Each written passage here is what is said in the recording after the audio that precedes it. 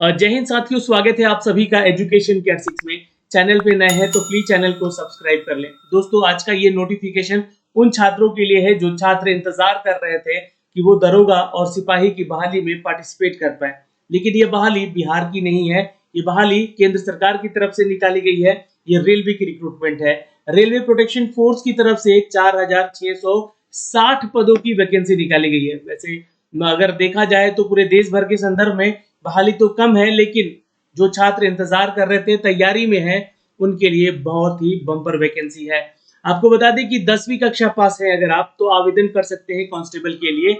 अगर ग्रेजुएशन आपने कर रखा है तो आप आवेदन कर सकते हैं दरोगा के पोस्ट के लिए। दरोगा में 452 पदों की वैकेंसी है, तो वही सिपाही के लिए 4208 पदों की वैकेंसी है। तो चलिए इन सबके डिटेल नोटिफिकेशन पर लेकर चलेंगे कि क्या एग्जाम का पैटर्न है, सिलेक्शन प्रोसीजर क्या कहता है, फिजिकल आपका फिटनेस जो पूछा गया है क्या उससे भी मेरिट बनेगा या नहीं बनेगा, और निगेटिव मार्किंग कितने रखे गए हैं, यानी कि एग्जाम के पैटर्न को भी समझेंगे।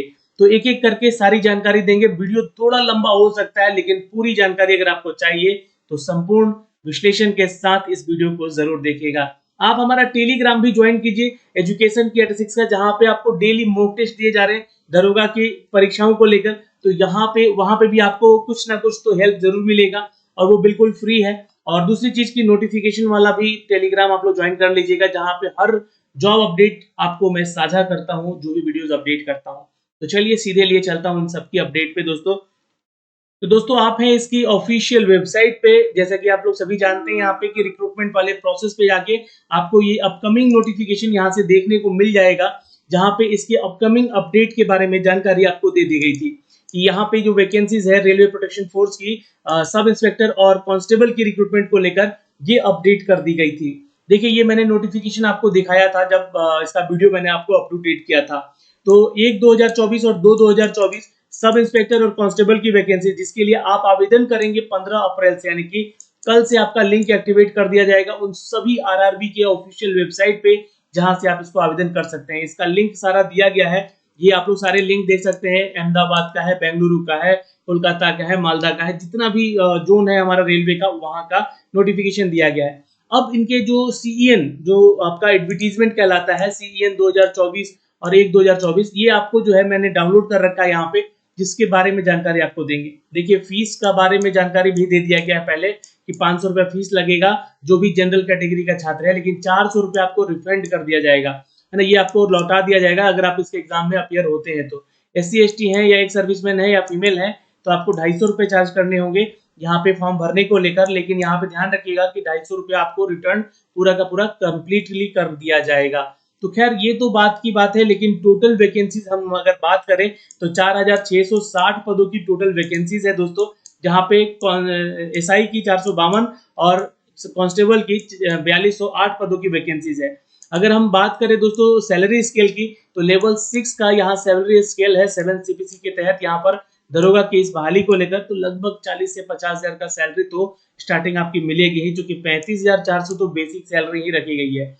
दरोगा के लिए आप आवेदन करेंगे तो ग्रेजुएट होना चाहिए, और कांस्टेबल के लिए आप आवेदन करेंगे तो 10वीं पास होना चाहिए आपका।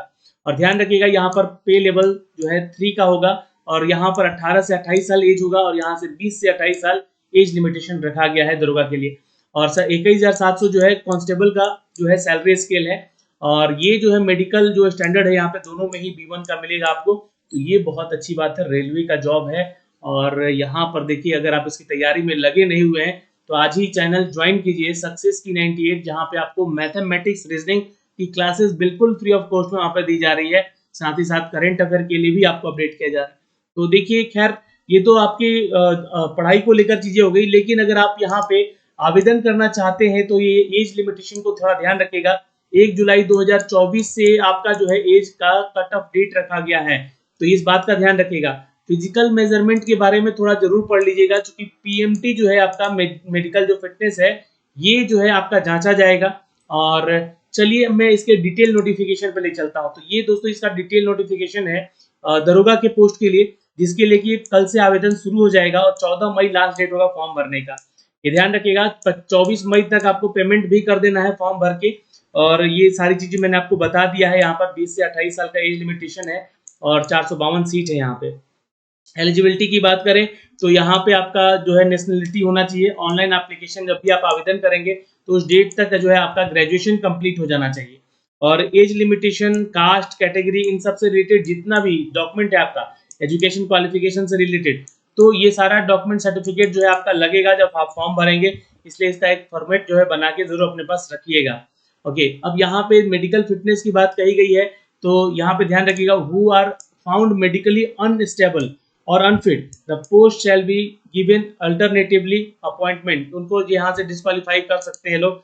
20 से 28 साल तक का एज लिमिटेशन है यहाँ पे, लेकिन जो भी कैटेगरी में छात्र हैं उनके लिए भी जानकारी दी गई है पैरा नंबर 5.1 में, तो इसको जरूर पढ़िएगा। खैर, यहाँ पे आते हैं, ये सारी जानकारी तो हमने आपको दे ही दी है कि क्या है यहाँ पर आपका, है ना। और 24 मई तक आप इस फॉर्म को भर सकेंगे, ये ध्यान रखिएगा। और उसके बाद आपको ये डेट एक्सटेंड नहीं किया जाएगा फॉर्म भरने का। 15 मई से 24 मई के बीच में आपको इसका फॉर्म का सुधार भी करने का मौका दिया जाएगा, तो इस बात का ध्यान रखिएगा। ओके, निगेटिव मार्किंग, मैंने कहा एग्जाम के पैटर्न में थोड़ा सा यहाँ पर देखिए कठिनाई हो सकता है, क्योंकि 1/3 रखा गया है आपका रिटन एग्जाम में निगेटिव मार्किंग को लेकर। ठीक है, तो अब एग्जाम ऑफ स्टेज समझते हैं हम लोग यहाँ पे दोस्तों। ये दरोगा की बात कर रहा हूँ मैं यहाँ पे। पहले तो आपका एक ऑनलाइन कंप्यूटर बेस्ड टेस्ट होगा दोस्तों यहाँ पे, जो कि इससे शॉर्टलिस्टेड किए जाएंगे आप। अब चूंकि देखिए एक ही एग्जाम होगा, ध्यान रखिएगा, यहाँ पे 2 एग्जाम पीटी और मेंस नहीं होता है, यहाँ पे सिर्फ एक ही एग्जाम होगा जो कि सीबीटी टेस्ट होगा। इसके आधार पे आपका जो है परफॉर्मेंस चेक किया जाएगा और सीबीटी का रिजल्ट दिया जाएगा for the physical efficiency test. तब आप जो है पीईटी के लिए जाते हैं। पीटी के लिए जाने से पहले आपका पीएमटी क्लियर होना चाहिए, यानी कि आप फिजिकली फिट होने चाहिए, और डॉक्यूमेंट सारे जो है आपका जांच होगा यहाँ पे। और ये जो है extend of the 10 time of the number of the vacancy, मतलब यहाँ पे 452 सीटें हैं अगर ना, तो 10 गुना छात्रों को कॉल किया जाएगा पीईटी के लिए, ध्यान रखिएगा। यानी कि लगभग 4000 लोगों को कॉल किया जाएगा यहाँ पर दौड़ में, है ना, ये फिजिकल में। तो ये भी ध्यान रखिए, मेल फीमेल एक सर्विसमैन का मेरिट लिस्ट बनेगा यहाँ पे दोस्तों, उनके कैटेगरी के अनुसार, इस बात का जिक्र यहाँ पर किया गया है। तो 10 गुना छात्रों का सिलेक्शन करके बुलाया जाएगा पीईटी के लिए। नेगेटिव मार्किंग की बात हुई है, तो देखिए सीबीटी में यहाँ पे 1/3 नेगेटिव मार्किंग होगा। This post have not been identified as a suitable other person disable category. देखिए पीएच कैटेगरी वाले छात्र इसको ना आवेदन करें, क्योंकि ये देखिए फोर्स वाला वैकेंसी है, तो यहाँ पे अगर आप लोग आवेदन करेंगे तो आपको यहाँ पे बैन कर दिया जाएगा। ठीक है, तो यहाँ पे देखिएगा वैसे छात्र जो कि डिवाइस लेकर जाते हैं एग्जाम देने, जैसे ब्लूटूथ वगैरह, बैंगल वगैरह, चैन वगैरह, ब्रेसलेट वगैरह में ब्लूटूथ ईयरफोन वगैरह लगा के जाते हैं, तो उनको बैन किया जा सकता है हमेशा के लिए। तो ये सब चीजें गलती ना करेंगे आप लोग।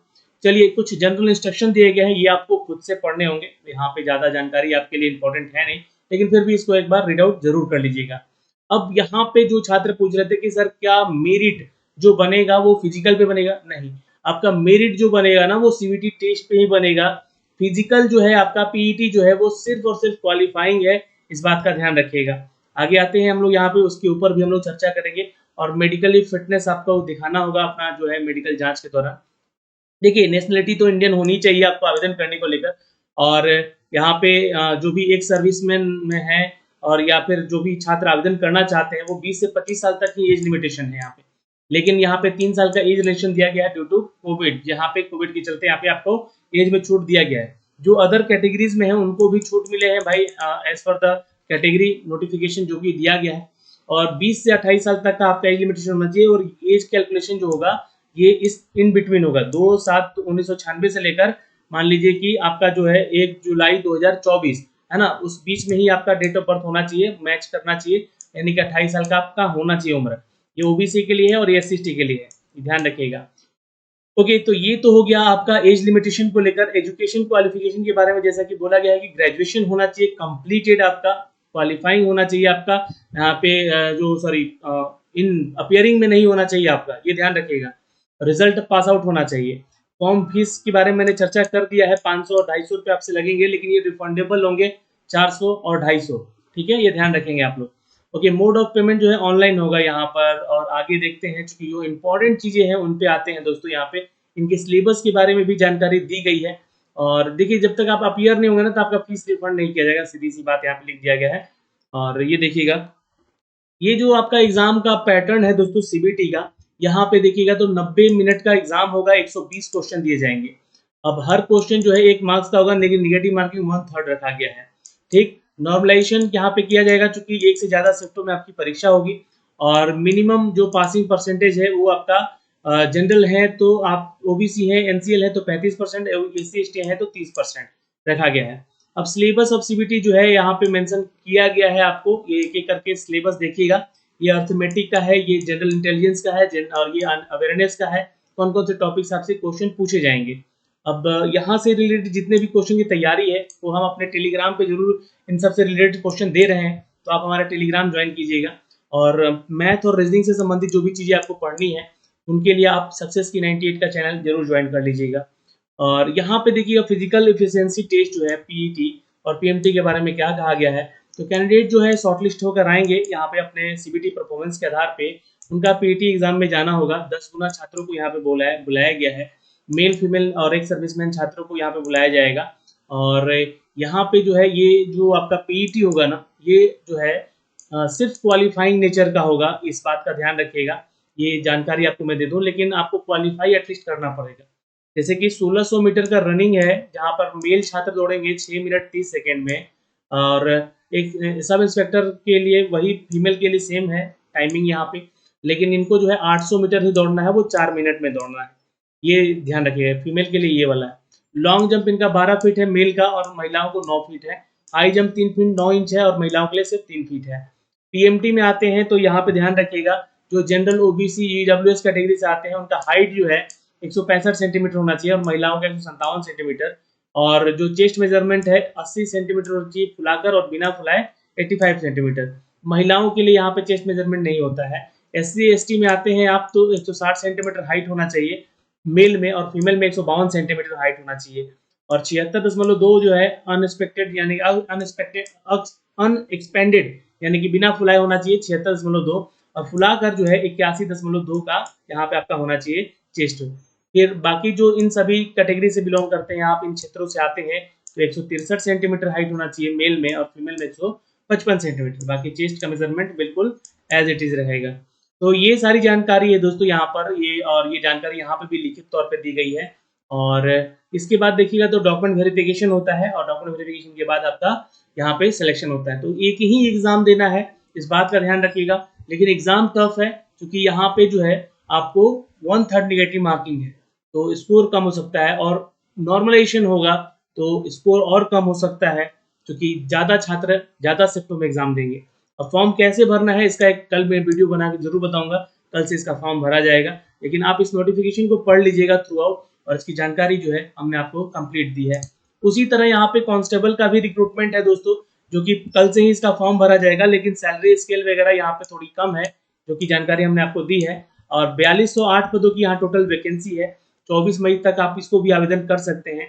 यहाँ भी जो है आपका एक सीबीटी टेस्ट होगा और एक पीईटी एग्जाम होगा, और यहाँ भी निगेटिव मार्किंग बिल्कुल सेम है, सब कुछ सेम है यहाँ पे, जो भी एग्जाम के पैटर्न है यहाँ पे। लेकिन थोड़ा सा जो क्वेश्चन का सिलेबस होगा ना वो अलग है, डिफरेंट है, थोड़ा सा इजी पैटर्न पे आ जाता है यहाँ पे, है ना। और इसमें भी जो है आपका 10 टाइम्स जो है छात्रों को बुलाया जाएगा पीईटी के दौरान, जो आपको मेडिकली फिटनेस चेक भी किया जाएगा और उनको पीईटी के लिए भेजा जाएगा। फिर दोस्तों ये 18 से 25 साल की इसमें एज होना चाहिए था, लेकिन 18 से 28 साल कर दिया गया है। 3 साल का एज रिलेक्शन यहाँ भी आपको दिया गया है।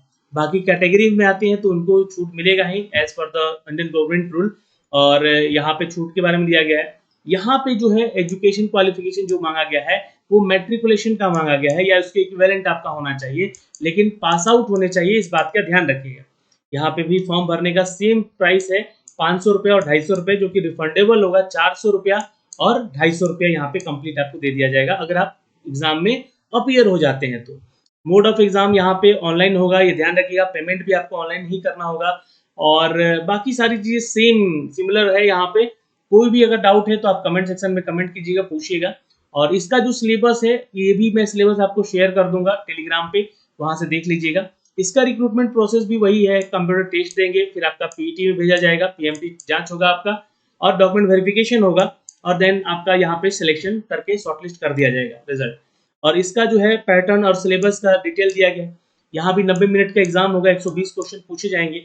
और यहाँ पे नीचे आइएगा तो ये आपका सिलेबस है सीबीटी का, ये ध्यान रखिएगा। यहाँ पर दिया गया है अर्थमेटिक से 35 क्वेश्चन, रीजनिंग से 35 क्वेश्चन, और 50 क्वेश्चन जीके जीएस से। तो इसके लिए आप हमारा टेलीग्राम ज्वाइन कर सकते हैं और इसके लिए आप सक्सेस की 98 को भी फॉलो करिए, जहां पे आपको इसकी तैयारी कराई जा रही है, रेलवे से रिलेटेड जितने भी जॉब अपडेट आ रहे हैं। तो ये सारी जानकारी है। लेकिन यहाँ पर अगर मेजरमेंट में देखिएगा पीईटी को लेकर, तो कांस्टेबल मेल को 1600 मीटर का रन करना है 5 मिनट 45 सेकंड में, इनका रनिंग कम हो जाता है टाइमिंग। और महिलाओं को ये दौड़ जो है 800 मीटर का 3 मिनट 40 सेकंड में करना होगा। यहाँ पे लॉन्ग जंप जो होगा 14 फीट और 9 फीट का होगा, जो कि एज इट इज पुरुष के लिए 14 और महिलाओं के लिए 9 फीट होगा। हाई जंप जो होगा पुरुषों के लिए 4 फीट है और महिलाओं के लिए 3 फीट है। फिर अगर हाइट की बात करें तो 165 सेंटीमीटर हाइट होना चाहिए आपका जनरल ओबीसी डब्ल्यूएस के लिए, और महिलाओं के लिए 157। ये हाइट बिल्कुल सब कुछ सेम रखा गया है जो दरोगा के लिए रखा गया है, जो भी यहाँ पे अपडेट किया गया है दोस्तों। ओके, तो इनमें भी सारा डॉक्यूमेंट्स आप अपने पास संभाल के रख लीजिएगा। कल इसका फॉर्म भराया जाएगा 15 तारीख से 15 अप्रैल से, तो मैं इसका फॉर्म भर के भी जरूर बताऊंगा आपको। और ये सारे आरआरबी की वेबसाइट्स है जहाँ पे इसे कल नोटिफिकेशन के साथ साथ लिंक भी एक्टिवेट कर दिया जाएगा। तो दोस्तों ये वीडियो थोड़ा सा तो लंबा जरूर हो गया है, लेकिन आपके लिए बहुत इंपॉर्टेंट अपडेट हमने सारे दिए हैं यहाँ पर। और अगर आपका कोई डाउट है तो प्लीज कमेंट सेक्शन में कमेंट करके जरूर पूछिएगा। जय हिंद।